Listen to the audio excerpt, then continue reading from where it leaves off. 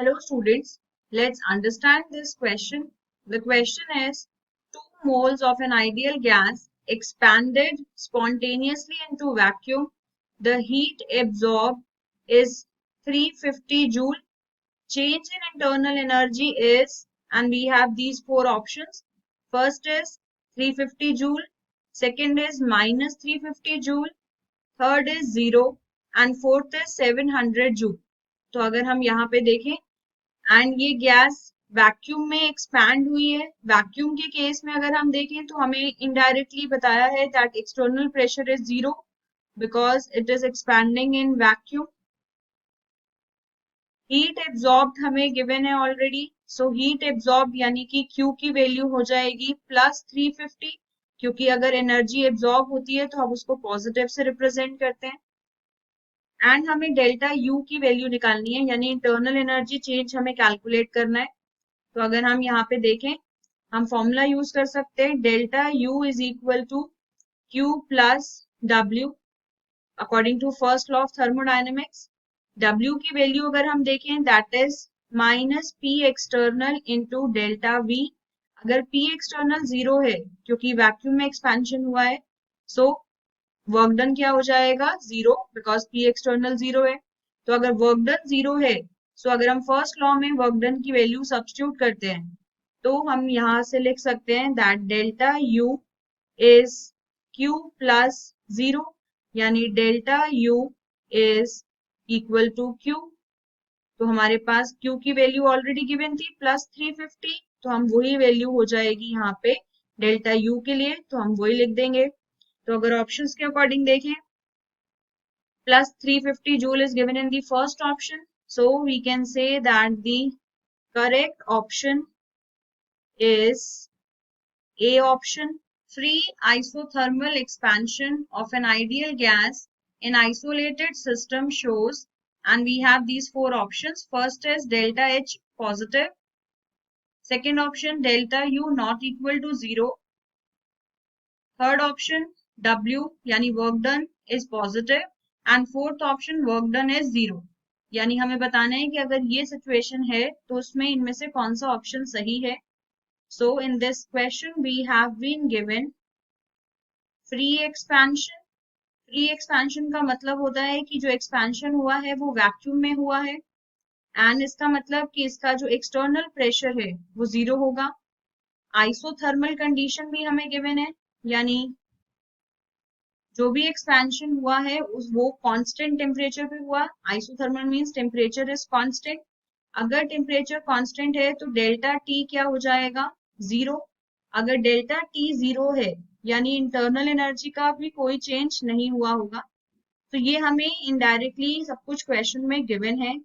अब हमें बताना है इनमें से कौन सा स्टेटमेंट या कौन सा रिलेशन सही है. सो यहाँ पे अगर हम देखें, हम बोल सकते हैं if delta T is 0, then obviously internal energy change will also be 0. तो delta U 0 है. अगर external pressure 0 है तो वर्क डन भी 0 हो जाएगा, क्योंकि वर्क डन का फॉर्मूला होता है P external into delta V.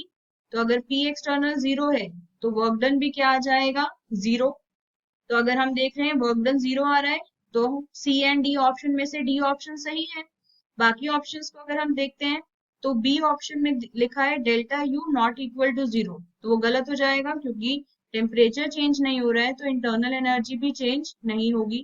And delta H की अगर हम बात करते हैं तो डेल्टा एच भी बेसिकली होता है delta you plus delta PV. तो अगर हम यहाँ पे देखें तो वर्क डन यानी पीवी भी हमारे पास 0 है एंड डेल्टा यू भी 0 है, तो यहाँ से डेल्टा एच भी क्या आ जाएगा 0. तो अगर हम यहाँ पे कंपेयर करते हैं तो कौन सा ऑप्शन सही है, फोर्थ ऑप्शन करेक्ट गिवन है क्योंकि W is 0. So we can say that the correct option is D option for the isothermal expansion of an ideal gas. And we have these 4 options where H represents enthalpy and E represents internal energy. First option is E and H increases. Second is E increases but H decreases. Third is H increases but E decreases. And fourth is E and H are unaltered. तो हमें इनमें से correct option बताना है. तो अगर हम यहाँ देखें इस क्वेश्चन में we have been given isothermal expansion of an ideal gas.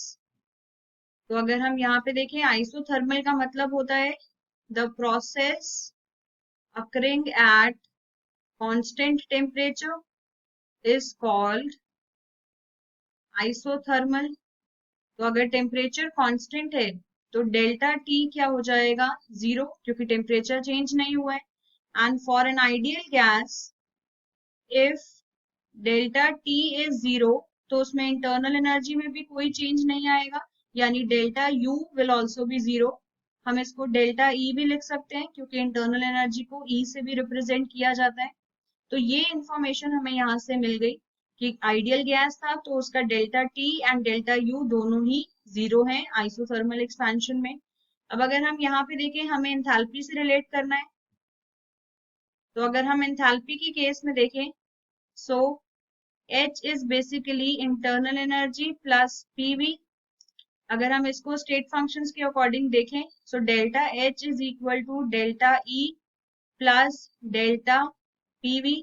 And for an ideal gas हमें पता है PV is equal to nRT.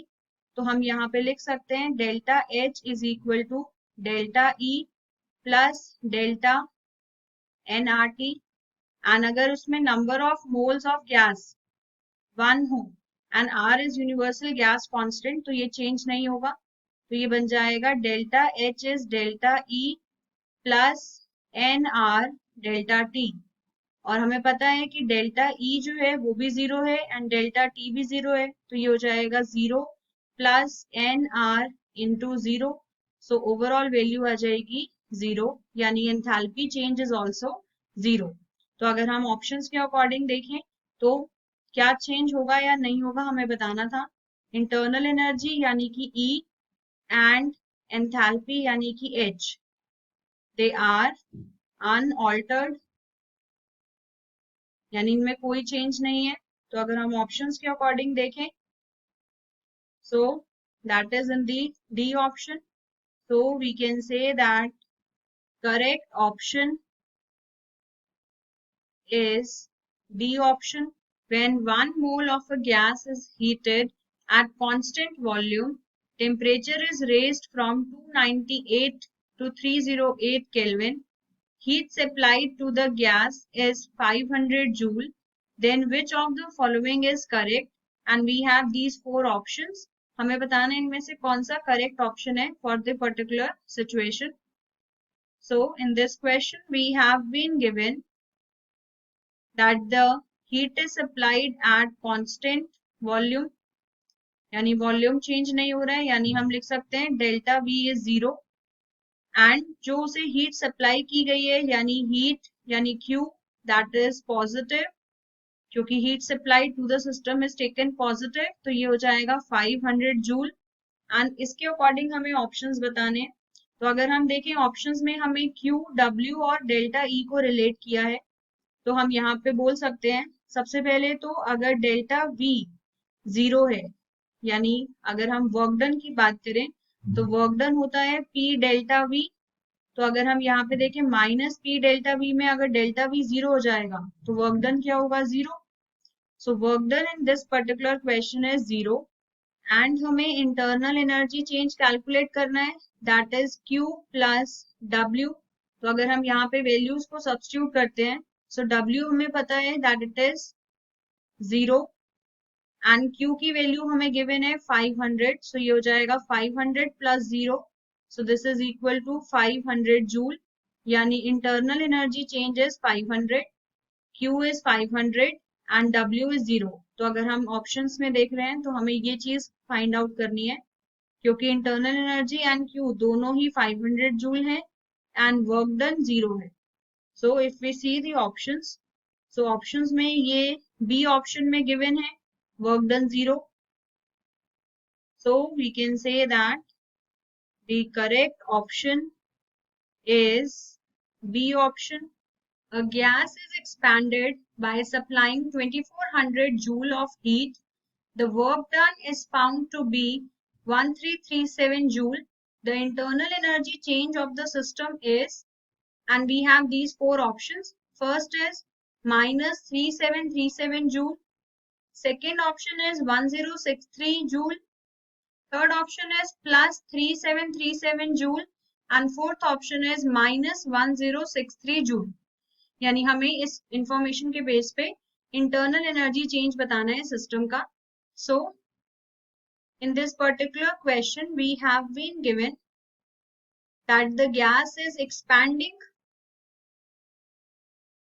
अगर गैस एक्सपैंड हो रही है यानी इसका मतलब है that work done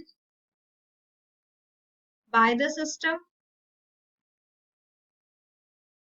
यानी गैस वर्क डन परफॉर्म करेगा. तो अगर हम यहाँ पे देखें तो हमारे पास वर्क डन में वैल्यू दी है 1337. तो हम बोल सकते हैं कि वर्क डन नेगेटिव है, work done by the system is taken negative. तो ये हो जाएगा माइनस 1337 जूल. एंड हमें हीट चेंज दिया है यानी हमें Q की वैल्यू गिवन है and it is supplied to the system. That means it will be heat absorb. So this is plus 2400 joule. ये इंफॉर्मेशन हमारे पास है, हमें इसके बेस पे इंटरनल एनर्जी चेंज निकालना है. यानी हम बोल सकते हैं delta U is equal to Q plus W according to the first law of thermodynamics. अगर हम यहाँ पे वैल्यू सब्स्टिट्यूट करते हैं तो Q की वैल्यू है 2400 plus work done is minus 1337. तो हम इसको अगर सॉल्व करते हैं तो हमारे पास यहाँ से डेल्टा U की वैल्यू आ जाएगी. And on solving delta U will be 1063 joule. तो अगर हम ऑप्शंस में देखते हैं सो ये हमें ऑप्शन बी में वैल्यू गिवन है. दैट मीन्स हम बोल सकते हैं that the correct option is B option, that it is 1063 joule. I hope it is clear to you now. Thank you.